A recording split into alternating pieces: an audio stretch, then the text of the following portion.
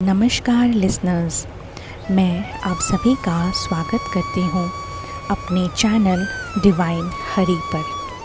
पिछले वीडियो में हमने स्कंद 2 के अध्याय 8 का अध्ययन किया था और जाना था राजा परीक्षित के द्वारा किए हुए विविध प्रकार के प्रश्नों के विषय पर, जिसके वीडियो का लिंक आपको डिस्क्रिप्शन पर मिल जाएगा।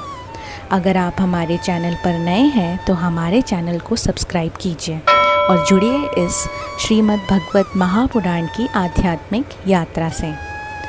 तो चलिए आज की यात्रा को हम प्रारंभ करते हैं और बढ़ते हैं अपने अगले अध्याय की ओर।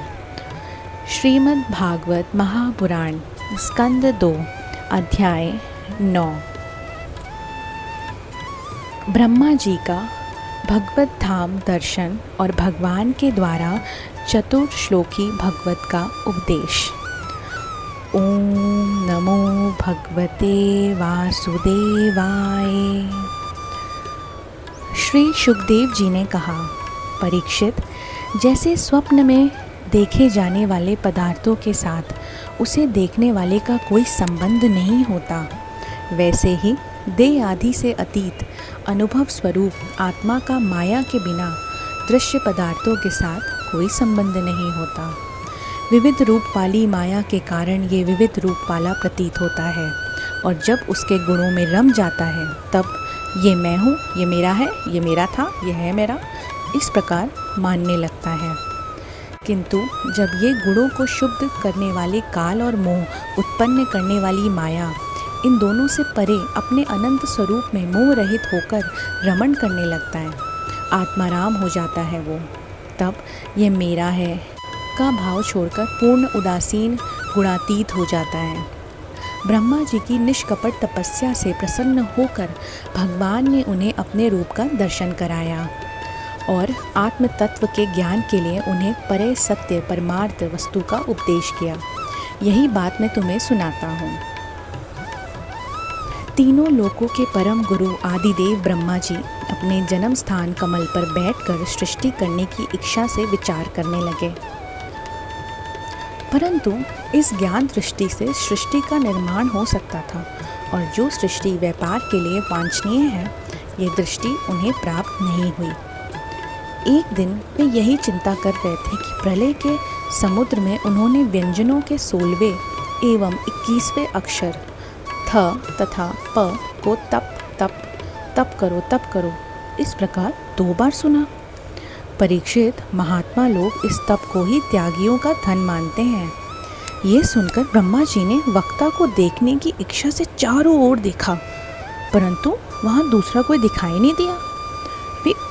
वे अपने कमल पर बैठ गए और मुझे तप करने की प्रत्यक्ष आज्ञा मिली है, ऐसा निश्चय करके और उसी में अपना हित समझकर उन्होंने अपने मन को तपस्या में लगा दिया। ब्रह्मा जी तपस्वियों में सबसे बड़े तपस्वी हैं, उनका ज्ञान अमोघ है। उन्होंने उस समय 1 सहस्त्र दिव्य वर्ष पर्यंत एकाग्र चित्त से अपने प्राण, मन, कर्मेंद्रियां, ज्ञानेंद्रियां को वश में करके ऐसी तपस्या की जिससे वे समस्त लोगों को प्रकाशित करने में समर्थ हो सके। उनकी तपस्या से प्रसन्न होकर भगवान ने उन्हें अपना वह लोक दिया जो सबसे श्रेष्ठ है और जिससे परे कोई दूसरा लोक नहीं। उस लोक में किसी भी प्रकार के कलेश, मोह और भय नहीं है। जिन्हें कभी एक बार भी उसके दर्शन का सौभाग्य प्राप्त हुआ है, वे देवता बार बार उसकी स्तुति करते रहते हैं। वहाँ रजोगुण, तमोगुण, इनसे मिला हुआ सत्व गुण भी नहीं है। वहाँ ना काल की दाल गलती है और ना माया ही कदम रख सकती है। फिर माया के बाल बच्चे तो जा ही कैसे सकते हैं। वहाँ भगवान के वे पार्षद निवास करते हैं जिनका पूजन देवता और दैत्य दोनों ही करते हैं। उनका उज्ज्वल आभा से युक्त श्याम शरीर, शतदल कमल के समान कोमल नेत्र और पीले रंग के वस्त्र में शोभायाम है। अंग अंग में राशि राशि सौंदर्य बिखरता रहता है। कोमलता की मूर्ति हैं, सभी के 4-4 भुजाएं हैं। वे स्वयं तो अत्यंत तेजस्वी हैं, साथ ही मणि जनित सुवर्ण के प्रभामय आभूषण भी वे धारण किए रहते हैं। उनकी छवि मूंगे और कमल के उज्ज्वल तंतु के समान है। उनके कानों में कुंडल, मस्तक पर मुकुट और कंठ में मालाएं शोभायाम हैं। जिस प्रकार आकाश बिजली सहित बादलों से शोभायाम होता है, वैसे ही ये लोक मनोहर कामनियों की कांति से युक्त महात्माओं के दिव्य तेजोमय विमानों से स्थान स्थान पर सुशोभित होता रहता है। उस वैकुंठ लोक में लक्ष्मी जी सुंदर रूप धारण करके अपनी विविध विभूतियों के द्वारा भगवान के चरण कमलों की अनेकों प्रकार से सेवा करती रहती हैं। कभी कभी जब वे झूले पर बैठकर अपने प्रियतम भगवान की लीलाओं का गायन करने लगती हैं, तब उनके सौंदर्य सुरभि से उन्मत्त होकर भौरे स्वयं उन लक्ष्मी जी का गुणगान करने लगते हैं। ब्रह्मा जी ने देखा कि उस दिव्य लोक में समस्त भक्तों के रक्षक लक्ष्मीपति, यज्ञपति एवं विश्व के पति भगवान विराजमान हैं। सुनंद, नंद, प्रबल आदि मुख्य मुख्य पार्षदगण उन प्रभु की सेवा कर रहे हैं। उनका मुख कमल प्रसाद मधुर मुस्कान से युक्त है। आँखों में लाल लाल डोरियां हैं। बड़ी मोहक और मधुर चितवन है। ऐसा जान पड़ता है कि अभी अभी अपने प्रेमी भक्तों को अपना सर्वस्व देकर आ रहे हों। सिर पर मुकुट, कानों में कुंडल, कंधे पर पीतांबर जगमगा रहा है।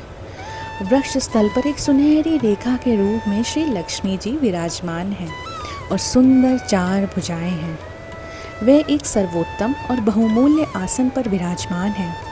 पुरुष, प्रकृति, महत्व, अहंकार, मन, 10 इंद्रियां, शब्दादि 5 तंत्र मात्राएं और पंचभूत, ये 25 शक्तियां मूर्तिमान होकर उनके चारों ओर खड़ी हैं।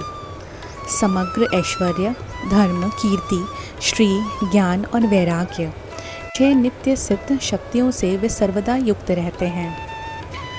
उनके अतिरिक्त और कहीं भी ये नित्य रूप से निवास नहीं करती। वे सर्वेश्वर प्रभु अपने नित्य आनंद में स्वरूप में मग्न रहते हैं। उनका दर्शन करते ही ब्रह्मा जी का हृदय आनंद के उद्रेक से लबालब भर गया। शरीर पुलकित हो उठा। नेत्रों में प्रेम अश्रु झलक गए। ब्रह्मा जी ने भगवान के उन चरण कमलों में जो परम हंसों के निवृत्ति मार्ग से प्राप्त हो सकते हैं, सिर झुकाकर प्रणाम किया। ब्रह्मा जी के प्यारे भगवान अपने प्रिय ब्रह्मा को प्रेम और दर्शन के आनंद में शरणागत तथा प्रजा सृष्टि के लिए आदेश देने के योग्य देखकर बहुत प्रसन्न हुए।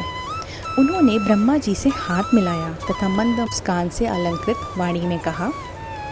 श्री नारायण ने कहा, अनुभव, प्रेम, भक्ति और साधनों से युक्त अत्यंत गोपनीय अपने स्वरूप का ज्ञान मैं तुम्हें कहता हूँ। तुम उसे ग्रहण करो। मेरा जो लक्षण है, मेरे जितने और जैसे रूप, गुण और लीलाएं हैं, मेरी कृपा से तुम उनका तत्व ठीक ठीक वैसे ही अनुभव करो। सृष्टि के पूर्व केवल मैं था। मेरे अतिरिक्त न स्थूल था, न सूक्ष्म और न तो दोनों का कारण अज्ञान। जहाँ ये सृष्टि नहीं है, वहाँ मैं हूँ और इस सृष्टि के रूप में जो कुछ प्रतीत हो रहा है वह भी मैं ही हूँ और जो कुछ बच जाएगा वह भी मैं ही हूँ। जैसे प्राणियों के पंचभूत रचित छोटे बड़े शरीर में आकाश आदि पंच महाभूत उन शरीरों के कार्य रूप से निर्मित होने के कारण प्रवेश करते भी हैं और पहले से ही उन स्थानों और रूपों में कारण रूप से विद्यमान रहने के कारण प्रवेश नहीं भी कर पाते, वैसे ही उन प्राणियों के शरीर की दृष्टि में उनकी आत्मा के रूप में प्रवेश किए हुए हों और आत्म दृष्टि से अपने अतिरिक्त और कोई वस्तु ना होने के कारण उनमें प्रविष्ट नहीं भी हूँ। ये ब्रह्म नहीं, इस प्रकार निषेध की पद्धति से, और ये भ्रम है, इस अनव्यय की पद्धति से यही सिद्ध होता है कि सर्वातीत एवं सर्वस्वरूप भगवान ही सर्वदा और सर्वत्र स्थित हैं। वही वास्तविक तत्व हैं। जो आत्मा अथवा परमात्मा का तत्व जानना चाहते हैं, उन्हें केवल इतना ही जानने की आवश्यकता है। ब्रह्मा जी, तुम अविचल समाधि के द्वारा मेरे इस सिद्धांत में पूर्ण निष्ठा कर लो। इससे तुम्हें कल्प कल्प में विविध प्रकार की सृष्टि रचना करते रहने पर भी कभी मोह नहीं होगा। श्री सुखदेव जी कहते हैं, लोक पितामह ब्रह्मा जी को इस प्रकार उपदेश देकर अजन्मा भगवान ने उन्हें देखते ही देखते अपने उस रूप को छुपा लिया। जब सर्वभूत स्वरूप ब्रह्मा जी ने देखा कि भगवान ने अपने इंद्रिय गोचर स्वरूप को हमारे नेत्रों के सामने से हटा लिया, तब उन्होंने अंजलि बांधकर उन्हें प्रणाम किया। पहले कल्प में जैसी सृष्टि थी उसी रूप में इस विश्व की रचना की। एक बार धर्मपति प्रजापति ब्रह्मा जी ने सारी जनता का कल्याण हो अपने इस सर्वार्थ की पूर्ति के लिए विविध पूर्वक यम नियमों को धारण किया।